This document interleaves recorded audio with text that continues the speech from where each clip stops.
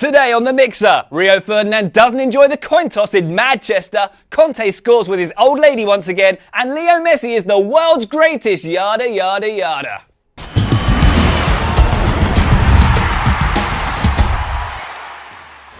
I'm Ryan Bailey, and since my good friend James Conrad is gallivanting around the United Kingdom in the name of Kick TV, I'm here with your weekend review mixer, bringing you 5 things we've learned from another epic 48 hours of association football. Thing the first. Throwing Copper isn't just a wonderful album by the band live, it's an accurate description of what a Manchester City fan did to Rio Ferdinand during an epic Manchester derby. City's owners are used to throwing money away, and now a fan has followed suit, launching a 2p piece at the United defender, cutting him just above the eye. A City fan also invaded the pitch to confront Rio, but he was held back by a valiant Joe Hart. And there were even flares thrown during this game. How very continental. What about the match? Oh, right, the actual game that went on. Besides all this, there were 5 goals and a 3-2 result that left the Red Devils 6 points clear of the Premier League. Jimmy Conrad was at Eastlands. Click here to see what he made of it all and to find out exactly how much spare change he threw on the field. The second thing we learned is that Joe Cole is back. Yes, Joe Cole is back at Upton Park and back to being a half-decent player who scores goals. In another brilliant Premier League game that finished 3-2, mid-table side West Ham hosted mid-table side Liverpool, but the Londoners couldn't hold on to the 2-1 lead they took into the second half.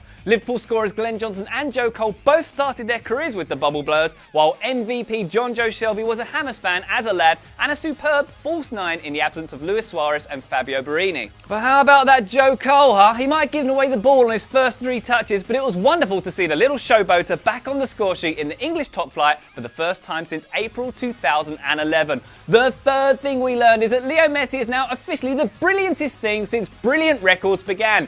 The Atomic Flea is now the greatest goal scorer the game has ever seen after smashing Gerd Muller's record of 85 goals in a calendar year with 2 goals against Real Betis on Sunday. And this from a player who gave the Nou Camp faithful panic attacks when he was stretched off injured in the midweek Champions League game against Benfica. Wow. Enjoy watching Messi for the rest of the season, folks. You're watching the greatest footballer of all time right now. And if you don't agree with me on that, let me know in the comment party below. Except if your name is Gerd Muller, because then I probably don't care. Oh, and it would be remiss of me to talk about La Liga record breakers without mentioning Falcao, who scored 5 for Atletico Madrid against Deportivo La Coruña, becoming only the second man this century to score that many goals in a La Liga match. Someone's January transfer fee just got a little bit of a bump, huh? The fourth thing we learned this weekend is that Antonio Conte has done the time for allegedly doing the crime, completing his 4-month touchline ban to return to the dugout for Juventus' 1-0 win over Palermo on Sunday. The old lady are now 4 points clear of Serie A and looking pretty good to secure the league title once again this year. With a team built from the back in a way that makes Jimmy Conrad salivate, don't be surprised if Conte is on the touchline during this season's Champions League final too.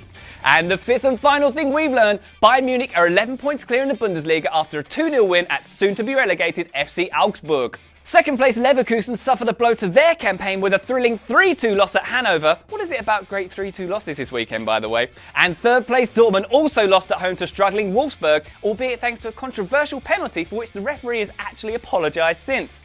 As long as the other title contenders keep pissing away results, the Shield will be Bayern's for the 23rd time in their history. Ganz gut, mein Herrs. Well, that's 5 things we've learned. Come and find me in the comment party if you want to break it down, or if you just want to talk about how much you love my trousers or my shirt, whatever.